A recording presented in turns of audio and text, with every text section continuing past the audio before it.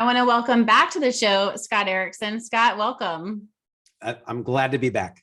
You were here in January, and now it is September, and it's Suicide Prevention and Awareness Month. This is something that's near to my heart. I know it's near to your heart. I had suicidal ideations when I was a teenager and young adult.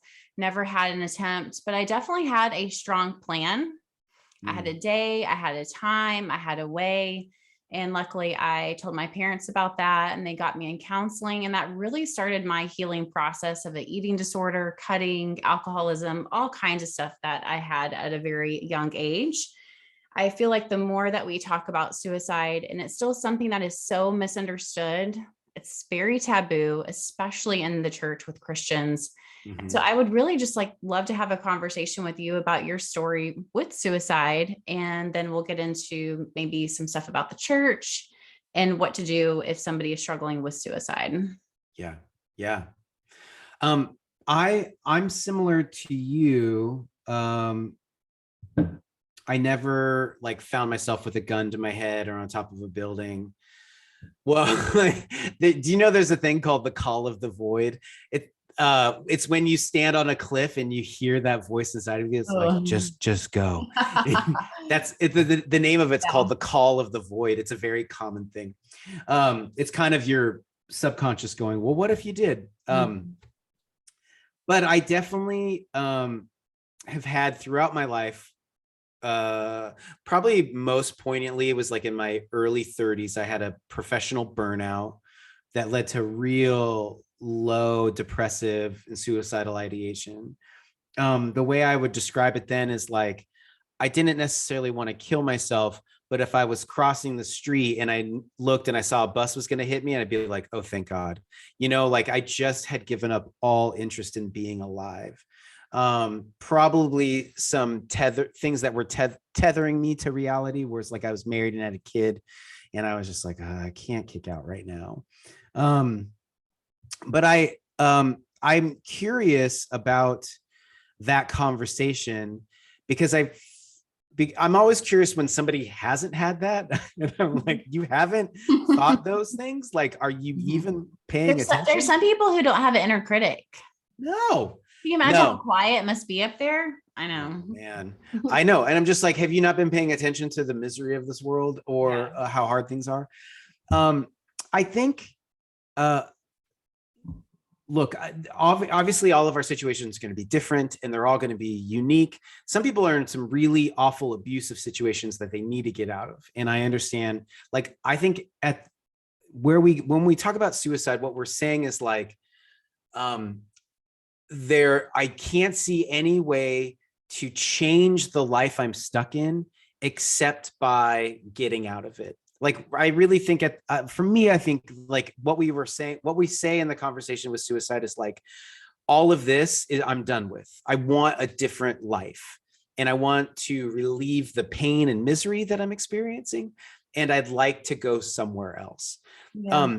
I think and I talk about this in a book that I have and in a talk where I'm I think the attraction of suicide is actually the same attraction of changing your life. The strategy of changing your life and the strategy of suicide is the same strategy, which is so what's the strategy of suicide? You have to make a plan, you make a time, a way of doing it. So it's intrinsically interesting to make a plan, a plan of action. Feels like control.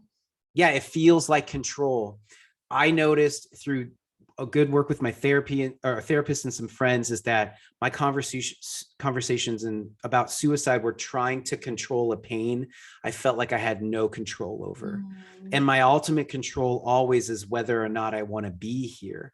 And by taking myself out of here, I can remove myself from that pain. I can get a bit of control in my life again, that I feel like stuff is happening to me and I don't know how to deal with it.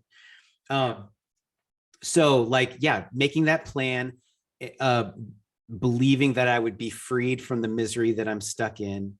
And then I would say that even if people don't think about afterlife, I think maybe it just sounds great to go into eternal sleep. But I even think if you push on that a bit, it's there is a hope like, well, I could do something differently. And there's like a hope of being somebody different or being in a different kind of life. Fresh start, maybe. A fresh start. But if you look at like, so those strategies of suicide, that is the exact strategies of change.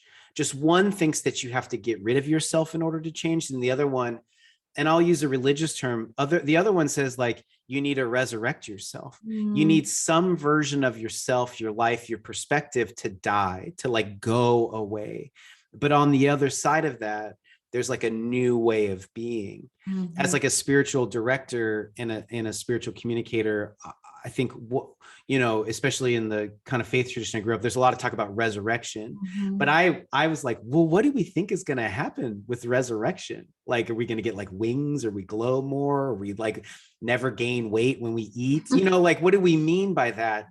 And if I really had to just give one definition of it, I was like, if you're a consciousness now and you die and you're a consciousness on the other side, the only thing that's changed about you is the way you see everything. You see everything differently. And I would say that when we look at women and men who are great people of faith or accomplishment or just sages of wisdom, when we look, it's like they've gone through some kind of death and they've come out on the other side and they've been able to give us like great perspective. This is like all our favorite authors, all our favorite speakers, all our favorite artists. So they're able to go, I went through something, and look, I'm on the other side. And I would say the invitation to like you and me and anyone listening here who's in that conversation is like, before you actually die, maybe the thing that does need to die is the way that you think you have to live your life, the way that you are living your life, the way you think you have to do it. And there can be a gift of resurrection eyes on the other side of that. I just think like you cut short that process by saying, I just don't want to be here anymore. I also heard of this comedian, Jimmy Carr, in his book. He said, suicide takes all of your pain and chops it up and gives it to everybody you love. Yeah, it doesn't actually solve the pain. You just give it to all your friends. My friend Charlie killed herself in the spring, and I wish she would have talked to us more. The other thing about a suicidal conversation is that it's usually a conversation you don't let anybody else in on. Yeah. Like, because if Charlie would have let us in on her conversation, we would have been like, this is some really hard things, Charlie. That's a lot of pain. Understandable. Can we come alongside you and let you know that you don't have to do it all by yourself? We didn't know that you were feeling this way. That's the thing. Like, I don't think the answer to suicide is not talking about it. The answer is talking about it. And Yeah. the first step is solidarity, like going, oh, you feel this miserable too? Like you, yeah. Then you realize you're not alone. That's why I'm so astounded when somebody's like, I've never talked about it. It's like, wow, okay. If you haven't talked about it, you would think that you would at least need to have heard about it. Yeah. The reality is that suicide has gone up 33% in a decade. Yeah. That stat was 99 to 19. So I don't know what it is. I tried to look. 21 is just still too fresh, or the data whenever research wasn't out yet. But not only is there active suicide, but there's passive suicide where we're just thinking about it. And I'm curious about those numbers. I haven't looked it up and need to, but even if we haven't dealt with it ourselves, we have a loved one who has dealt with it. And I think if we collectively knew that we were all kind of like on a similar-ish page about it, I wonder if we would be more open about it. I remember whenever I told my parents about my suicide desire, I just said it casually, like over breakfast, like, hey, it's almost laughable because I was 17 and just, oh my gosh, the hubris of the whole situation. I was like, hey, on Friday, I'm going to commit suicide and here's how I'm going to do it. Here's why I'm going to do it. I had a lot of depression, a lot of anxiety, and I've continued to struggle with depression and anxiety my entire life. Super open about that. But I didn't even like think to tell him or not to tell him. It just happened to come out. Yeah. But I think if we were to have more conversations about it, more than just 1 month out of the year, I just wonder how it would help people like Charlie to say like, Scott's going to know about that. So-and-so is going to know about that. And so I want to talk to them about that because I know they're going to help share and shoulder my pain. Yeah. Yeah, absolutely. And to know, I mean, one of the lies about it is it's like, yeah, nobody would care if I'm gone, or, and you find out that that isn't true. Also, I recently heard Jewel, the famous musician Jewel. She's wonderful. She gave this image. I want to make like an illustration about it because I grew up by the ocean and I had the same experience. But she had struggles. She was like a homeless teen when she was 16 and had a lot of abuse, was hit by her dad and stuff like that. And she just remembers like sitting by the ocean and watching the tide come in and then go out, which to do that is like 9-10 hours of sitting by the ocean. She's like, I sat by the ocean for a long time. And she's like, and by witnessing that, I realized that nothing in my life will ever just stay the same all the time. It might be real slow and gradual. Like if you just stop at the beach and you look for 10 minutes, you might not notice that the tide is coming in or going out. But if you stay for 10 hours, you'll go, oh, I can see this thing moving and coming back. There's this rhythm. Our lives will have the same, if we could give ourselves a perspective of like, our lives will have similar flows. They may take a lot longer than you'd like, but it won't always stay the same. And from my experience so far in living, often the places where we're most wounded and we have the most pain becomes the way in which we connect with the rest of the world. It's actually the way in which we give light to the world. I think where we have to go is like, maybe this experience, this misery, this conversation is what allows me to become a therapist and have a show that talks about it, allows me to be an artist that develops like a one-man show and creates an experience where people can like be open with this. You know, it becomes the thing that informs the way you talk and the way you are in the world. Maybe I don't want to say there's a gift of it, but actually, maybe I do want to say there's a gift. It's a gift if you let it be a gift. If you let it be a gift, if you let it do its work to you. I mean, I think and then like there's layers of this, which is then like, as a person of faith, I would say like, if there's a giver of my existence, then how come this existence can be so painful? And one of the things that I find hope in is that even in the faith tradition that I grew up in, there's like prophecies about this like Messiah and stuff, and then about Jesus, but it says like he's a man acquainted with grief. Like one of the reasons I'm still a Christian is because of the shortest verse in the Bible, which is Jesus wept, where Jesus goes to his own friend's funeral and cries.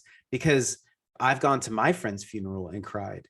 And for me, I've been like, if that short 2 words was not in the whole 2,000 pages of the text, I wouldn't believe it, because I would be like, here's a story about the divine partaking in humanity, but insulating itself from the worst parts.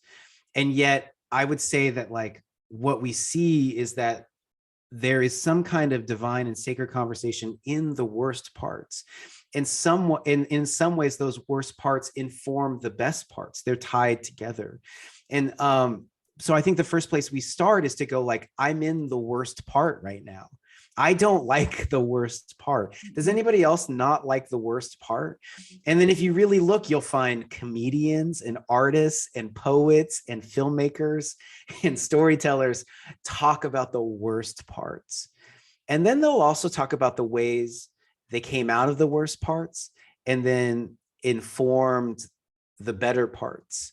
Like that's the thing, is like we have a huge, and because of the internet and stuff, we can access a lot of this stuff. There's a huge trail ahead of you of like other humans who've gone through this way, and they left artifacts of what they did. They left it in their poems, they left it in their songs, they left it in their films and their images. And so we can grab, at least what I do is like, I have those collected around me. You can kind of see a little bit of my studio from the picture, but I have all these kind of images. There's a lot of things that are about death and misery and brokenness and resurrection around me, because I'm reminding myself when I come into my creative space that this is part of the human experience. And just like that tide is like, it's where you're at is not done yet. There's something larger going on. What would you, how would you respond to that? Like, do you have anything? What would you add to that, Melissa? Well, I would say what you're describing is very grounding. Mm. I Yeah. think we're afraid of talking about death. I mean, especially in America, we don't want to die. We don't want to get older. Yeah. We want to be young. We want to be perfect. We want to look a certain way. And then when we have pain, I don't think we know what to do with that pain. Yeah. Yeah. I don't think we have a place for it. I think we're allowed, like if somebody dies, you can take that week and be sad. But then after that, yeah, you should be over it. I was on a vacation and randomly chatted with this lady at the pool, and she happened to be of the Jewish faith, and somehow she had recently lost a family member, and she was talking to me about how in that the year after losing a loved one is a year of mourning. A whole year. A whole year. And not like a few days off of work. Yeah, no, it breaks it down. Like the first week, you're not allowed to do anything. And then that first month, family comes over and you don't say much. You just sit with each other. And then you can slowly start building things back. But I think if we can't handle the loss of others and that pain and that suffering, I don't think we know what to do with our own pain. Yeah. I think for most of us, we want to avoid it. We want to numb it. We want it to just go away. And I call it the laundry pile up. You know, it just keeps growing and growing and growing until we don't really know what to do with it. And I think that was the case for me, especially as a teenager, is that I just didn't have the language for it. I didn't know cognitively what was happening because, I mean, hello, my brain wasn't even close to being formed yet. Yeah. But I knew that pain was real. Yeah. I knew I didn't like who I was. I knew I was very confused, very conflicted. I too grew up in a Christian faith, which I absolutely love, but there's some things that just don't make sense. Yeah. The way that you're saying this over there and I'm feeling this over here, you're not speaking to that. You're not making sense to me. And so there must be something then wrong with me. Yeah. Therefore, I should leave the equation. Yeah. I would say we collectively, we just don't know what to do with pain. Yeah. Which is why drug abuse is up, alcohol abuse is up. Yep. Debt is out of control. And I think these are just all symptoms of the same problem. Yeah. What we're going to do with our pain is the invitation for every human being. And you're right. We live in a consumeristic, materialistic culture that says, don't deal with it, just numb out and run away from it. We probably we don't have time in this podcast, but like, even if you're living in a Western situation, like you really haven't experienced death very much. Maybe you have, but like I remember talking with a girl I went to college with, and she grew up in Kenya, and I was like, oh, and we were just talking one time, and I was like, what would you say are some of the differences about growing up in Kenya and then living part of your life in the States? And like stuff? McDonald's and yeah. The first thing she just goes, the amount of death you see. And I was like, please tell me more. And she goes, well, in Kenya, death is just a part of your life. It's like grandma dies down the street. There's no car where they walk in and put her in a bag and put her in a car. And the next time you see her is with makeup on in a building. Just like they bring the dead body out into the street. The neighbors come around and they like put their hands on her and touch her and say goodbye and wait for the mortician to come. And then they all like carry her to the where they're going to bury her. And then there's like a ceremony and everybody's there. And then like birth is, it's like, they don't just ship you to a room that's back behind with doctors and stuff. And it's like, sometimes births happen and they bring the baby, and everybody witnesses it. She's like, birth and life birth and life and death are much more a part of the experiences. But in our culture, birth and death are behind closed doors. And so we miss out on that kind of rhythm, that beginning and that end, that arrival and that departure, the appearance, the disappearance. So there's part of paying attention to that about our context is like, yeah, we haven't really experienced death. I also think we live in a massive culture of comparison, that there's enough information now because of social media and our screens and stuff. We know that it's like just slowly destroying us. It's making us we don't like our lives. We feel like we're not capable of doing it because we're given this curated reality all the time, and we can't live up to that curated reality. That's a reality we live in. And so if we feel miserable, it's because of that. And if we don't like it because we're addicted, but it's been shown, if you took the time to separate yourself from that, the narratives that you have about your life would begin to change. Speaking of this guy, John O'Donohue, because I have his book here on my stand that my mic's on, I heard him say one time, this woman was just like, I don't know what to do with my life. I feel stuck. I feel miserable. Do you have any advice? And his advice to her was, wake up early in the morning and watch the sunrise for a week. That's it. Mm-hmm. And he's like, because just sit and watch this thing happen, and you'll get back in touch with a different narrative about your life. Yeah. And she came back to him and she's like, yep, I know what I need to do now.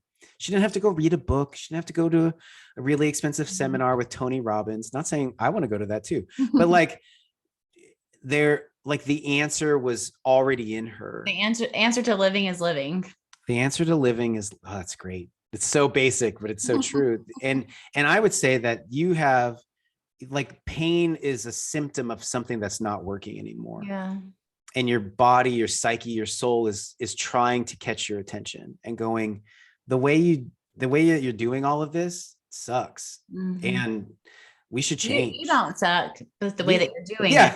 Yeah, you don't suck, but like how you're doing it. Exactly. Oh, but often we think when it says like, this sucks, we go, yeah, I suck. I know. Mm-hmm. It's like, oh, that's actually in my show, Say Yes. Because I say one of the arguments is you suck. And what I came through is like, what you suck at is trying to be somebody else, trying to live up to some other kind of expectation. You suck at being somebody else. What you haven't really given your chance to do is trying to live into who you really are and be that kind of authentic person. Because we've been in this massive culture of comparison. We're like, I got to be a vlogger, or I got to be a TikTok star, or I got to be a this, or I got to be a that. I got to know how to do dances to everything, or whatever there's a good part of the population that doesn't want to make reels. I'm just letting you all know, I'm one of them. It's okay. Like, what we're missing, we're so divorced from the actual gift of ourselves. Yeah. And that's what we really want, is to receive the gift of ourselves. That's a wonderful journey to go on. But just like the tide, it takes a long time. It does. And we have to be willing to, I think, embrace the pain a little bit, and also have some coping skills to better manage the pain, which is why there's counselors, friends, mentors. Absolutely. There's people around you, I can almost guarantee it, that have been through that similar path. I think sometimes it just takes having a new lens or perspective. Mm-hmm. And the Bible tells us what we seek, what we find.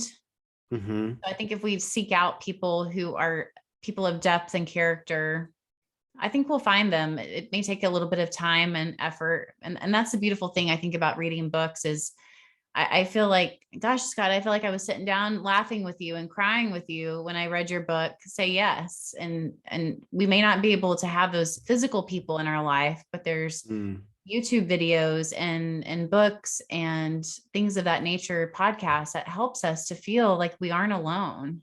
Yeah. But I think it's really up to us to say, this isn't working. Yeah. Yeah, absolutely. I need something different and I need to make a change, and I'm worth creating that change. Yeah. Yeah. And this is one of the things, Dr. Kristen Neff, she's a self-compassion researcher. How fun is that?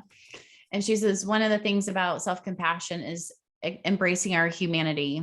Yeah. And I believe that God is a God of equality and that he loves us all equally. Mm-hmm. And there's not one that's better than the other. And so if everybody else on the planet is worthy, then so am I. And if I'm worthy, then I'm worth taking good care of by doing these few little things and building onto that day by day. And it really is a journey. It's a process. Yeah. Yeah. I actually think the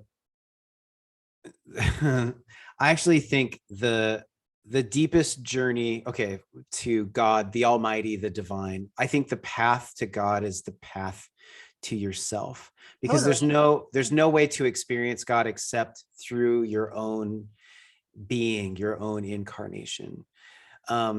This is a profound thing I talk about a little bit in the book, which is like, you can't, you know, a writer long ago said God is love. And so like love wants to pour itself into you, but you can't receive love if you secretly hate who love made you to be, because who you are is the only container that love can pour itself into. Can you pause? Can that's just one of those moments. I think we need to pause for a moment. That's so good. And do you mind just saying it again? Yeah. So if you can imagine like a kind of a cup and like a pitcher that's pouring, love is that pitcher. Like love wants to pour itself into you, but you can't receive love if you secretly hate who love made you to be, because who you are, your being, your incarnation, you in the world, is the only container you've been given to receive love in.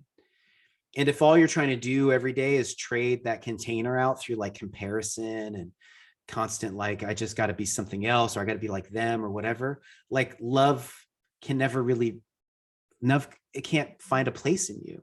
Yeah.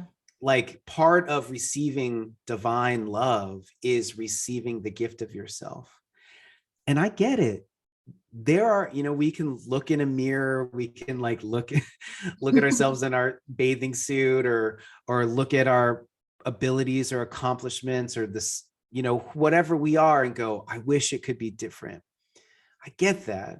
I would say though, most of that narrative has been given to you by a marketplace that is trying to sell you stuff you don't need. An algorithm. There's a great exercise in Twyla Tharp. She's a famous choreographer. She has a book. I have her book. Oh, The Creative Habit. Somewhere over here. Yep, in my white section, because I color organize my books. Nice. And she has an exercise where she says, don't look in a mirror for a week. Mm-hmm. And she says, what you should pay attention to is pay attention to how people treat you and interact with you when you don't know what you look like, and see if the way that they treat and interact with you is different than what you feel like you need to look like in order to be treated well. And it's a real fascinating thing to be like, oh, people no, and then I was like, the people closest to me don't care what I look like. They just love me and the people I interact with. Like if I treat people with kindness, they'd give it back to me. It actually has nothing to do with what I look like or whatever. It's actually so much more about presence, or even what you do, it actually just becomes being kind and loving and outward. And that is what comes back to you. And then, yeah, exactly. There's a whole other narratives about who we are than the ones we've decided about how we're worthy enough. So there's so many like places, and this is what we're talking about. Like people have left pathways and like, this is how I found, like you listening, you're not the only person in the world that's had to receive the gift of themselves. Everybody has. We're all on that journey. But we're all on that journey. Some people say no. Yeah. Some people have said yes. And they left artifacts and maps and strategies on how to do that. And you can enter into that. And it'll change what you think you are, what you think your life is, what you can uniquely contribute. Everybody can be a contribution. Everybody is a contribution if you allow yourself to be that contribution today. I think that's so beautiful. And I love this month. And if I ever get a tattoo, I'm going to get the little, semicolon. I love it. Just a tiny one. I'm too scared to even do that though. Yeah. But I think it is a good month to pause. And I love that we are having more conversations about it, being more open about it. So I'm going to include some links and resources in the show notes. But Scott, what would you say to the person who is on the cliff, so to speak, and the ravine is calling out to them to jump, and they don't know if change is possible, or what's the point of all of this? It's too late for me. There's no significance to my life, et cetera, et cetera. What would you say as a starting place for them? I would say, first, I would say it sounds like where you're at is incredibly painful. And I don't know what your pain feels like, but I've felt that pain and it's the worst. And I'm sorry you feel that way today. It's an awful place to be. So what do you want to do with it? Like, do you want to get rid of it? Do you want to run away from it? Do you want to turn it into something that becomes a gift to others? Like, the real question is like, you are here, and here is very difficult, but what would you like to do with it? And when you've looked at the people and the work and the things that you love in the world, what's your favorite songs? Isn't it some kind of woman or man or anywhere in between took that and said, yeah, but I'm not done, or I can turn this into something. And it became the song you sing when you go on a walk or in the shower or something. You just as much have that capability to do that too. This is just what it feels like before you become the gift giver. This is what everybody who's given something to the world has felt like. And so you're part of this great cloud of witnesses that had to go through really crappy moments and really hard places. This is just what it feels like to become a gift to the world. So I just hope, as we said, like the tide thing, this, like, you could just let yourself ride out a little bit longer. That it's not, this isn't the moment, but this is part of that moment. You're on your way. This is part of that journey that you're on. And in fact, maybe and what I would like to say as like a spiritual director is to go like, my assumption is that when you at some point in your life said, even if you whispered in the dark by yourself and you said, I hope I can be a gift, like, please use my life, that some kind of unknown secret cosmic strategies started to happen. And this is part of answering that prayer, that please use my life. I'd like to offer something. I'd like to be somebody in the world. This is it happening. It just doesn't feel great, but it's this. What is the gift on the other side of wanting to die? It's that you don't have to live that crappy life that you thought you had to. It's so much better on the other side. It's still hard. You're receiving the gift of the death of that thing that you think you have to do. And there's a myriad of ways of living in the world. And you can do that too. So that's how I would start the conversation, at least. And then be like, and then let's start tying into the things that are, where do you find yourself most alive? That's a good place to pay attention. What gives you the most joy? Have you ever done anything that you go, man, is this a job? Could I do this as a job? Because most likely you probably could develop it into a job. That's the beauty of living nowadays, is like you could turn almost anything into a job. So yeah.